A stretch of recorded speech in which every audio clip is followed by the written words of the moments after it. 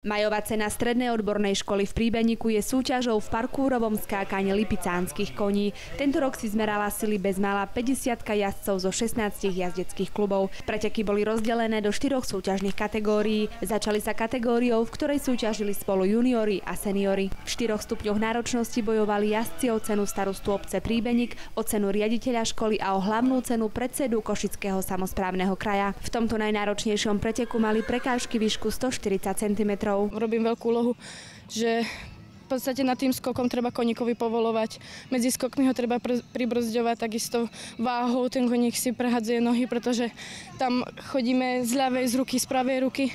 Treba hlavne dávať pozor aj to, aby ten koník správne odskočil zo správnej vzdialenosti. V každej zo súťaží boli dekorovaní 3 výhercovia. Hlavnou myšlienkou organizovania podujatia je podpora výučby poľnohospodárskych odborov. Jedno z týchto chov koní a jazdectvo je súčasťou našej školy a je súčasťou našich študijných odborov.